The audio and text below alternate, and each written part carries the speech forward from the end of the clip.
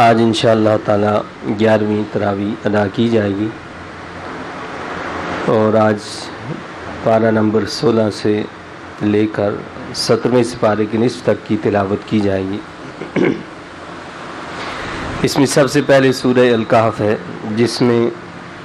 حضرت سیدنا موسیٰ علیہ السلام اور سیدنا خضر علیہ السلام کا جو واقعہ ہے اسی کا بقیہ حصہ یہاں بیان کیا گیا ہے۔ یعنی سیدنا خضر علیہ السلام اور موسیٰ علیہ السلام جب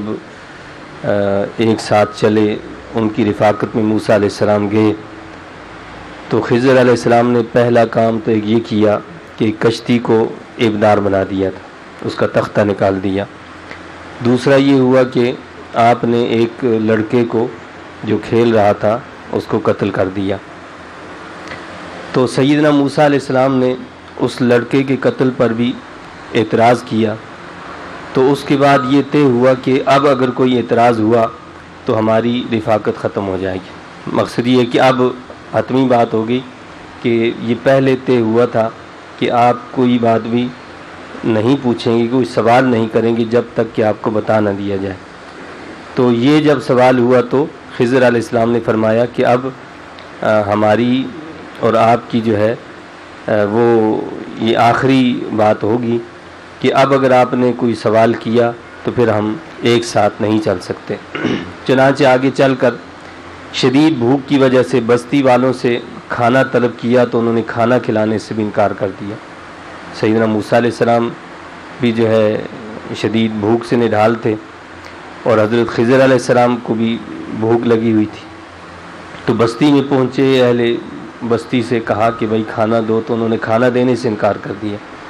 اتنے میں خضر علیہ السلام نے ایک مکان دیکھا وہاں جس کی دیوار گر رہی تھی، تو آپ نے موسیٰ علیہ السلام کو بھی لگایا کہ چلو اس دیوار کو ہم جو ہے بناتے ہیں۔ تو آپ نے فرمایا کہ یہ دیوار آپ بنا رہے ہیں، کم از کم اس کے بدلے میں ان کو کھانا تو دے دیں ہمیں، کہ بھائی ہم یہ دیوار بنا رہے ہیں تو اس کے بدلے میں آپ جو ہے مزدوری کے طور پر ہمیں کھانا دے دو۔ تو یہ جب سوال اٹھا تو خضر علیہ السلام نے فرمایا کہ اب ہم اور آپ ایک ساتھ نہیں چل سکتے۔ تو بہرحال سیدنا موسیٰ علیہ السلام نے اور سیدنا خضر علیہ السلام نے اس دیوار کو تعمیر کیا۔ تو جب اس بھوک کے عالم میں بھی یہ کام کر لیا گیا تو سیدنا خضر علیہ السلام نے جب اس کی مرمت مکمل کی تو سیدنا موسیٰ علیہ السلام نے توجہ دلائی کہ ہمیں ان سے مزدوری کے وقت کوئی چیز کھانے کے لیے طلب کرنی چاہیے تھی۔ جو ہی موسیٰ علیہ السلام نے یہ بات کہی تو خضر علیہ السلام بول اٹھے کہ اب ہم اکٹھے سفر نہیں کر سکتے، لہٰذا اب ہمارے درمیان علادگی ہے، تاہم میرے کاموں کی حقیقت یہ ہے۔ اب آپ نے جو کام کیے تھے ان کی جو حقیقت تھی اس کو واضح کیا کہ یہ جو کام کیے ہیں میں نے کیوں کیے ہیں، اس کی کیا وجہ تھی۔ تو آپ نے فرمایا کہ کشتی کا تختہ میں نے اس لیے توڑا کہ آگے ظالم بادشاہ ثابت کشتیاں جو ہیں ان کو جبراً پکڑ لیا کرتا تھا اور میں نے اسے عیبدار کر دیا تاکہ اسے غیر معیاری سمجھ کر چھوڑ دیا جائے۔ یعنی یہ جو تختہ نکالا ہے کشتی سے، یہ اسی لیے نکالا کہ جب یہ کشتی وہاں پہنچے تو وہ اس کو ہاتھ نہیں لگائیں گے کہ یہ تو بیکار ہے ہمارے لیے، تو جو ثابت وہ ہوتی تھیں کشتیاں ان کو وہ چھین لیتا تھا۔ اب یہ تھوڑی سی تکلیف تو ہوگی کہ یہ جو غریب لوگ ہیں جن کی یہ کشتی ہے اس کو آرام سے وہ تختوں کو جو ہے کیلیں لگا کر جو ہے دوبارہ سے لگا سکتے ہیں، لیکن اس بڑے نقصان سے یہ بچ جائیں گے، اس لیے یہ کام میں نے کیا۔ ایک بات آپ یہ دیکھیں کہ خضر علیہ السلام نے ایک ایسی چیز کی خبر دی جو کہ مستقبل میں واقع ہونے والی تھی۔ اب مستقبل میں کسی کے ساتھ کیا ہوگا اس کا کیا پتہ کسی کو۔ اس کا مطلب یہ ہوا کہ اللہ کے کچھ بندے ایسے بھی ہوتے ہیں کہ جن کو اللہ تعالیٰ مستقبل کا علم بھی عطا فرما دیتا ہے، کہ جو جانتے ہیں کہ مستقبل میں کیا ہوگا۔ اسی طرح آپ دیکھیں آگے کہ آپ نے فرمایا کہ بچے کو میں نے کیوں قتل کیا، تو فرمایا کہ بچے کو اس لیے قتل کیا کہ اس کے ماں باپ مومن اور نہایت ہی اچھے لوگ ہیں، لیکن مجھے یہ خطرہ ہوا کہ یہ بچہ بڑا ہو کر نہ صرف کفر و شرک کرے گا بلکہ اپنی سرکشی اور نافرمانی کی وجہ سے اپنے والدین کو بھی کفر پر مجبور کر دے گا، اس کی وجہ سے اس کے والدین بھی کافر بن جائیں گے۔ اس لیے میں نے اللہ تعالیٰ سے دعا کی ہے کہ اللہ تعالیٰ اس کے بدلے اس کو نیک اور صالح اولاد عطا فرمائے، اور اس کو میں نے قتل کر دیا۔ تو یہ دوسری بات بھی مستقبل کا آئینہ دکھا رہی ہے کہ آپ نے ایک ایسی بات بتائی کہ جو مستقبل میں ہوگی، جب وہ بچہ بڑا ہوگا اور بڑا ہونے کے بعد جو سرکشی اختیار کرے گا، پھر اس کی وجہ سے اس کے والدین کافر ہو جائیں گے، تو آپ نے فرمایا کہ اس وجہ سے میں نے یہ کام کیا۔ اور دیوار اس لیے تعمیر کی کہ وہ مکان 2 یتیموں کا تھا، جو دیوار گرنے والی تھی اس کے نیچے ایک خزانہ تھا جو ان بچوں کے نیک ماں باپ نے ان کے لیے چھپا رکھا تھا۔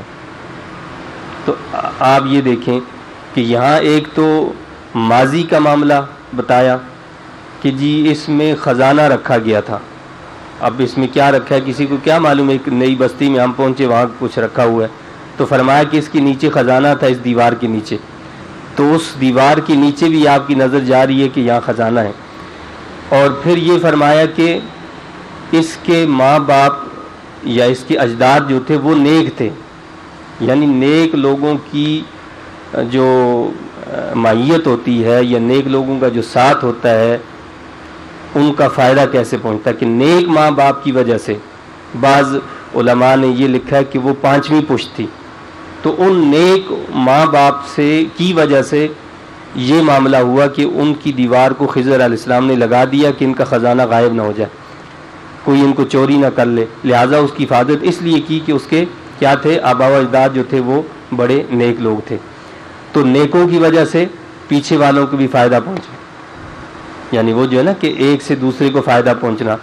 بعض لوگ یہ سمجھتے ہیں کہ جی انسان جو کرتا ہے بس وہی ہے، باقی کسی سے کوئی فائدہ نہیں پہنچ سکتا، تو ایسا نہیں ہے، یعنی اگر نیک ماں باپ ہوں تو ان کا فائدہ جو ہے ان کی اولاد کو اللہ تعالیٰ دیتا ہے، اور نیک اولاد ہو تو نیک اولاد کی وجہ سے ان کے ماں باپ کو فائدہ پہنچتا ہے۔ تو آپ نے فرمایا کہ وہ یتیموں کا جو ہے اس میں خزانہ تھا جو دیوار گرنے والی تھی، تو ان بچوں کے نیک ماں باپ نے ان کے لیے اس کو چھپا رکھا تھا، اس لیے تیرے رب نے چاہا۔ 2 کام پہلے ہوئے تھے کہ کشتی کو ابدار کیا، ایک بچے کو قتل کیا، تو سیدنا خضر علیہ السلام نے فرمایا کہ یہ میں نے کام کی یہ ساری، یعنی جہاں جہاں عیوب تھے، قتل کرنا، کشتی کو ابدار کرنا، اس کو اپنی طرف منسوب کیا کہ یہ کام میں نے کیے، لیکن یہ کام کہ جس میں دیوار تعمیر کی گئی ہے، تعمیرات کا کام ہوا نا، یہاں کوئی عیب نہیں پایا جاتا، تو آپ کیا فرماتے ہیں، اس لیے تیرے رب نے چاہا کہ بھوک کی حالت میں ہی یہ مشقت اٹھا کر دیوار درست کر دی جائے، تو تیرے رب نے چاہا کہ یہ کام کیا جائے، اس لیے ہم نے یہ کام کر دیا۔ تو یہ خزانہ تیرے رب کی رحمت اور ہمارا یتیموں کی خدمت کرنا اس کی مہربانی ہے، یعنی یہ خزانہ جو تھا یہ بھی اللہ کی رحمت تھی، اور یہ جو ہم نے خدمت کی اس حالت میں کہ ہم بھوک سے نڈھال تھے، یہ ہمارے رب کی مہربانی ہم پر کہ ہم سے اس نے اپنی مخلوق کی خدمت کا کام لے لیا۔ تو یہ سارے کام میں نے اپنی مرضی سے نہیں کیے بلکہ اللہ کے حکم سے کیے، یعنی اس سے ایک بات تو یہ واضح ہوئی کہ ایک نظام تو وہ ہے جس کو ہم نظام شریعت کہتے ہیں، اور جو ظاہر پر محمول ہوتا ہے اور ظاہر پر حکم لگایا جاتا ہے، لیکن دنیا میں ایک نظام ایسا بھی ہے کہ جو روحانی نظام ہوتا ہے۔ یہ جو خضر علیہ السلام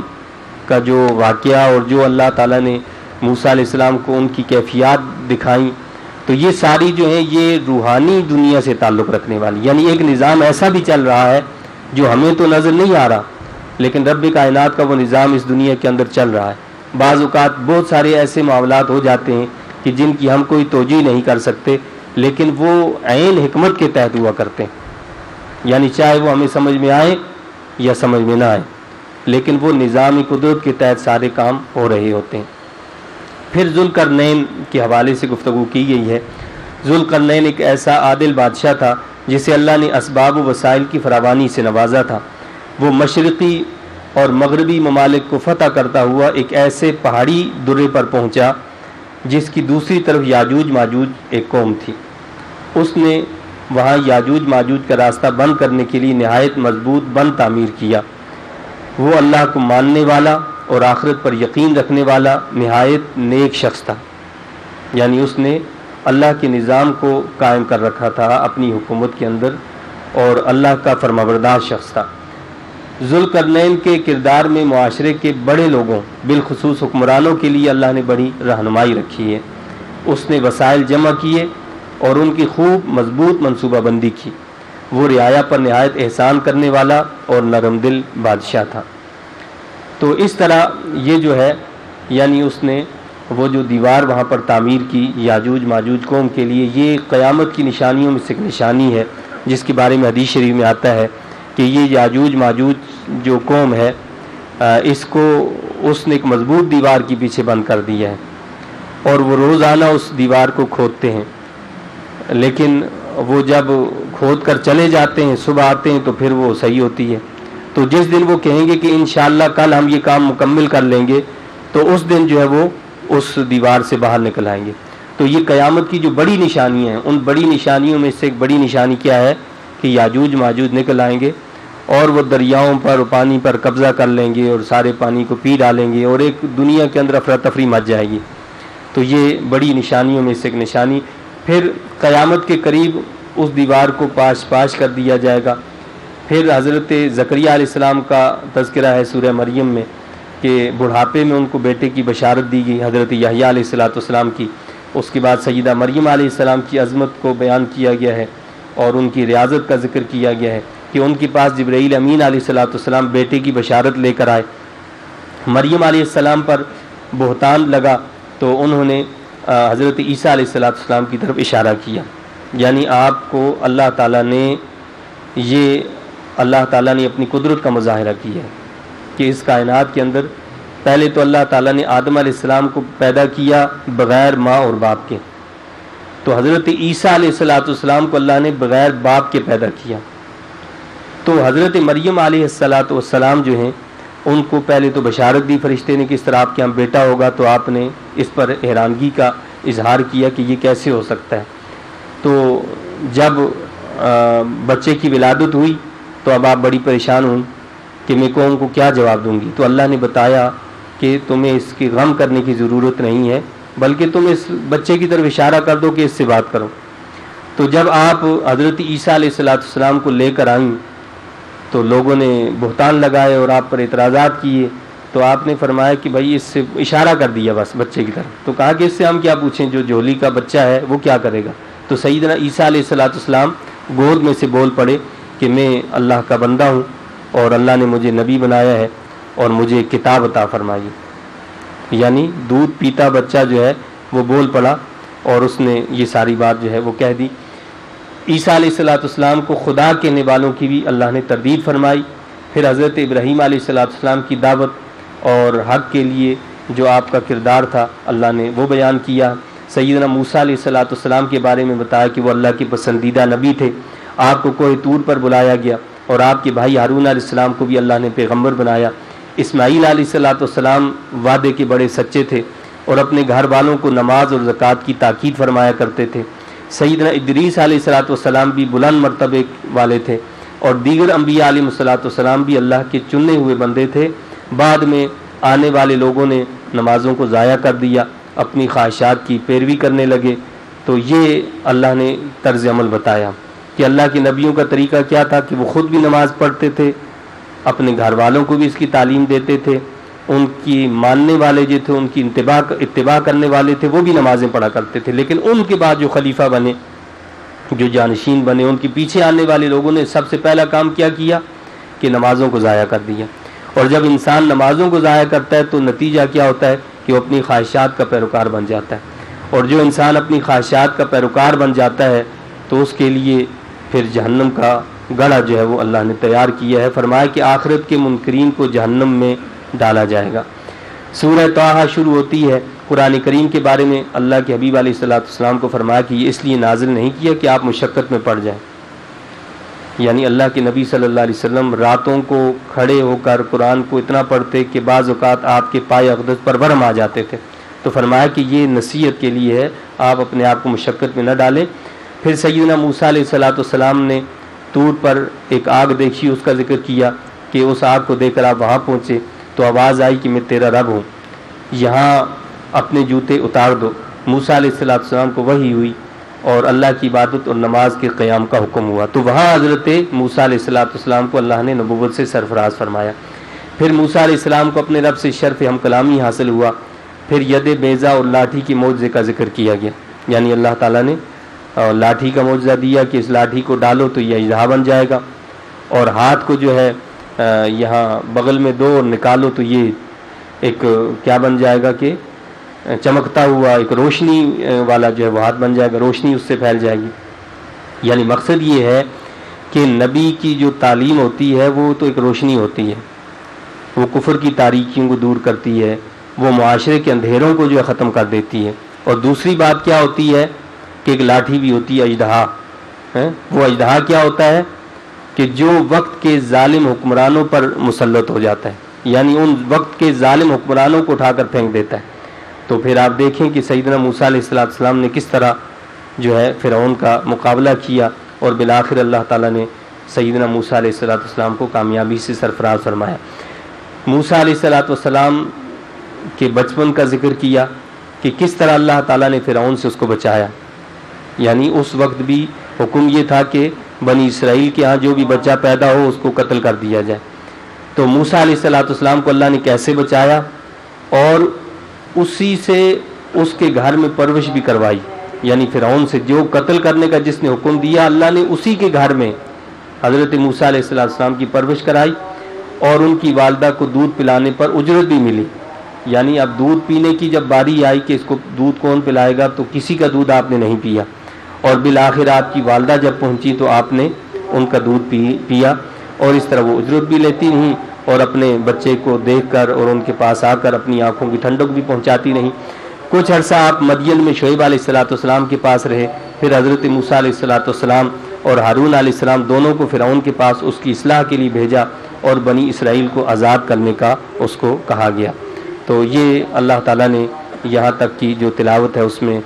تعلیمات ہمیں بتائی ہیں۔ اللہ تعالیٰ سے دعا التجا ہے کہ اللہ تعالیٰ اپنے کلام مجید کی نورانیت سے ہمارے گھروں کو، ہمارے سینوں کو منور فرمائے۔ آمین۔ وآخر دعوانا الحمد للہ رب العالمین۔